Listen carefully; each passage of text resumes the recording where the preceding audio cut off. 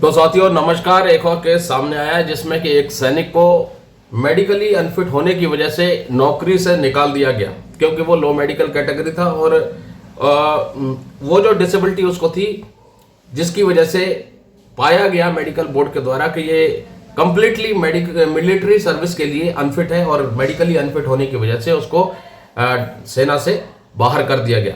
लेकिन अब उसको किसी प्रकार की पेंशन भी नहीं मिली, ना ही डिसेबिलिटी पेंशन ना ही इनवैलिड पेंशन। तो पहले आपको मैं ले चलूंगा उसके पीपीओ पर कि उसको सेंशन क्या हुआ है अगर पेंशन सेंशन नहीं हुई है तो, और दूसरा रीजन क्या था क्यों उसको किसी भी प्रकार की ना तो इनवैलिड पेंशन ना ही डिसेबिलिटी पेंशन सेंशन हुई। और जो लोग less than 10 years of service वाले हैं और लो मेडिकल कैटेगरी हैं तो उनके लिए ये आज की वीडियो बहुत ही महत्वपूर्ण है कि किन कारणों से आपको किसी भी प्रकार की पेंशन सेंशन नहीं होगी अगर आपको मेडिकली अनफिट करके इनवैलिड आउट कर दिया गया तो साथियों आप देख सकते हैं ये वो पीपीओ जनरेट किया गया है जिसमें कि इसकी सर्विस डिटेल दी है, उसके बाद डिसेबिलिटी की डिटेल दी है, उसके बाद करंट पेंशनरी एंटाइटलमेंट दिया है और लमसम एंटाइटलमेंट दिया है कि क्या इसको कितना मिला है। तो सबसे पहले इसकी जो सर्विस डिटेल है वो देखते हैं। डेट ऑफ एनरोलमेंट की बात करें तो ये यहाँ पर आप देखेंगे लिखा हुआ है 26 मार्च 2016 का ये भर्ती है और डेट ऑफ डिस्चार्ज देखेंगे तो 19 फरवरी 2024 को इसको डिस्चार्ज कर दिया गया। क्या कारण से डिस्चार्ज किया? क्लोज ऑफ डिस्चार्ज में आप देखेंगे लिखा है medically unfit for further service. और इसकी टोटल सर्विस इसने जो एनरोलमेंट से लेकर के डिस्चार्ज डेट तक इसकी जो टोटल क्वालिफाइंग सर्विस निकल के आई आप यहां देखेंगे ये लिखा है नेट क्वालिफाइंग सर्विस 7 साल 10 महीने और 25 दिन, यानी कि लेस देन 10 इयर्स इसकी क्वालिफाइंग सर्विस है। और डिसेबिलिटी की डिटेल पर आएंगे तो इसको जो डिसेबिलिटी थी वो कैटेगरी ए की थी, मॉडरेट डिप्रेसिव एपिसोड, और फॉर लाइफ थी। 40% इसको मिला लेकिन कंपेंसेशन इसका नो कर दिया, कोई कंपेंसेशन नहीं है। क्यों? क्योंकि इसकी डिसेबिलिटी एक्सेप्ट की गई, neither attributable to nor aggravated by military service. नाना केस बना दिया इसका जिसकी वजह से इसको टाइप ऑफ पेंशन में देखेंगे तो कोई भी पेंशन सेंशन नहीं हुई है, सिर्फ ग्रेचुटी इसको मिला है, सिर्फ ग्रेचुटी। टोटल क्वालिफाइंग सर्विस 7 साल 10 महीने 25 दिन। नाना होने की वजह से इसकी डिसेबिलिटी कोई भी पेंशन सेंशन नहीं हुई है और इसको जो रिटायरमेंट ग्रेचुटी मिली है 3,22,725 रुपए और इनवैलिड ग्रेचुटी मिली है 3,97,200 रुपए। टोटल लमसम इसको जो अमाउंट मिला है 7,19,925 रुपए। अब क्या कारण है जिसकी वजह से यहां पर टाइप ऑफ पेंशन में इसका कोई भी पेंशन सेंशन नहीं हुआ है? चलिए उस पॉलिसी लेटर की तरफ चलते हैं। यह भर्ती कब का है? 26 मार्च 2016 का। अब पॉलिसी लेटर पर चलते हैं।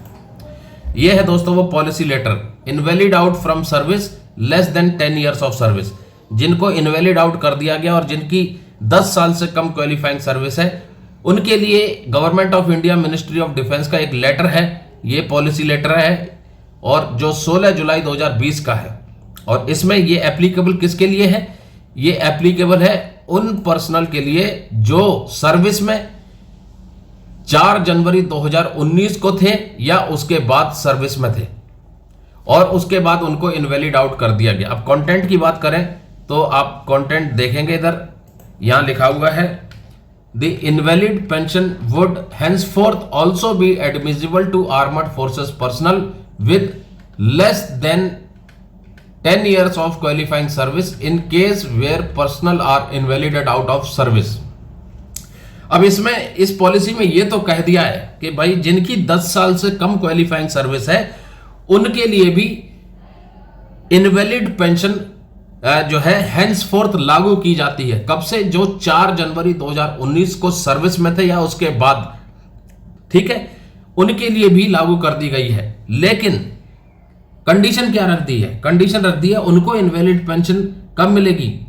On account of any bodily or mental infirmity which is neither attributable to nor aggravated by military service. उनको invalid pension less than 10 years of qualifying service जिनकी है उनको इनवैलिड पेंशन तभी मिलेगी जब उनकी disability neither attributable to nor aggravated by military service होगी। अब इस केस में आप देखेंगे इसकी disability neither attributable to nor aggravated by military service तो है, तो फिर क्यों इसको इनवैलिड पेंशन नहीं मिली, उसका भी कारण आपको बताते हैं। अब यहां हो गया। इसके बाद है भाई डिसेबिलिटी की वजह से, चाहे बॉडीली हो चाहे मेंटल इन्फॉर्मिटी हो, जो कि neither attributable to nor aggravated by military service है, लेकिन इसके साथ साथ ये भी होना चाहिए which permanently incapacitate them from military service as well as civil री एम्प्लॉयमेंट।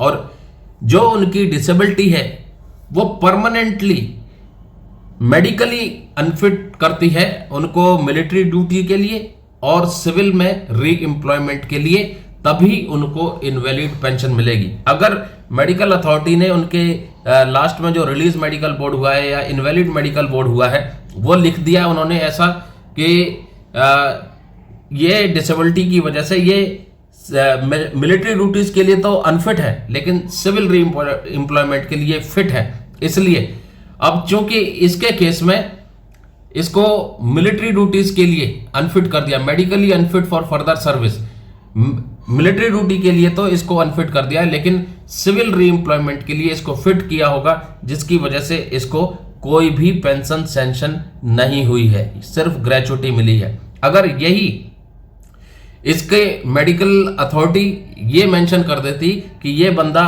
अपनी डिसेबिलिटी की वजह से परमानेंटली, ये लिखा है परमानेंटली मिलिट्री ड्यूटीज और सिविल री एम्प्लॉयमेंट दोनों के लिए अनफिट होता, तो इसको इनवैलिड पेंशन मिल जाती।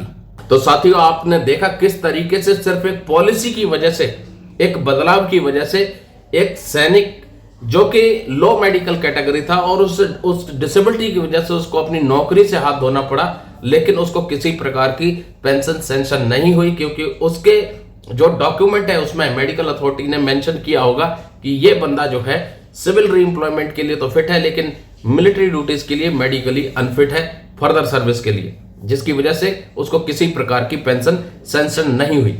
यदि ऐसा केस है तो उस बंदे को जरूर कोर्ट का दरवाजा खटखटाना चाहिए, क्योंकि जो मॉडरेट डिप्रेसिव एपिसोड है ये जब सेना में आया होगा उस समय इसको ये डिसेबिलिटी नहीं होगी, क्योंकि सेना में इसने एडिक्वेट सर्विस कर ली थी। 26 मार्च 2016 का ये भर्ती था और 19 फरवरी 2024 को इसको इनवैलिड आउट किया गया है। तो ये जो 7 साल का पीरियड है इसने सेना के अंदर दिया है, तो 7 साल में सेना की सर्विस करना ये एक चुनौती भरा जो है माहौल होता है। और ऐसे में दिल्ली हाई कोर्ट का वो जजमेंट याद आता है जिसमें कि दिल्ली हाई कोर्ट ने ऑब्जर्व किया कि सैन्य सेवा अपने आप में एक चुनौती है और कई ऐसे कारण जो है दिल्ली हाई कोर्ट ने बताए जो कि तनाव पैदा कर सकते हैं। भले ही आप पीस में पोस्टेड हैं या आप फील्ड में पोस्टेड हैं या आप हाई एल्टीट्यूड में पोस्टेड हैं, तो पोस्टिंग लोकेशन से आपकी डिसेबिलिटी को neither attributable to nor aggravated by military service नहीं किया जा सकता, क्योंकि कई ऐसे कारण होते हैं सैन्य सेवा की वजह से जिसके कारण तनाव की स्थिति उत्पन्न होती है और तनाव की वजह से कई बीमारियों के शिकार आप हो जाते हैं, जैसे कि हाई ब्लड प्रेशर, उच्च रक्तचाप या कोई मानसिक बीमारी। तो मॉडरेट डिप्रेसिव एपिसोड यदि आपका था और आपकी डिसेबिलिटी को neither attributable to nor aggravated by military service accept करके आपको किसी भी पेंशन के लिए जो है वंचित कर दिया है, तो जरूर कोर्ट का दरवाजा खटखटाएं। कोर्ट केस करने के लिए आप हमसे संपर्क कर सकते हैं, ये हमारा नंबर है और आपके केस को हम अपनी एडवोकेट की टीम को जो है साझा करेंगे, जो कि आपके केस को बेहतर से बेहतर तरीके से रिसर्च करके कोर्ट में चैलेंज करेगी और कंपिटेंट अथॉरिटी के इस फैसले को चुनौती देगी जिसमें कि आपको किसी भी प्रकार की पेंशन सैंक्शन नहीं की गई है। और कोशिश यही रहेगी कि आपको कम से कम इनवैलिड पेंशन या फिर डिसेबिलिटी पेंशन उसका हक दिलवाया जाए, क्योंकि डिसेबिलिटी की वजह से ये नौकरी आपने खोई है जो कि आपने अपनी मर्जी से उत्पन्न नहीं की है। तो दोस्तों यदि आपका भी सेम ऐसा ही केस है जिसकी वजह से आपको डिसेबिलिटी की वजह से इनवैलिड आउट कर दिया गया है और आपको कोई भी पेंशन सैंक्शन नहीं हुई है, तो इस नंबर पे आप हमसे संपर्क कर सकते हैं। आपके केस को जो है बेहतर तरीके से समझेंगे और उसके बाद कोर्ट ऑफ लॉ में अपनी टीम से चैलेंज करवाएंगे। नमस्कार, जय हिंद, जय भारत दोस्तों।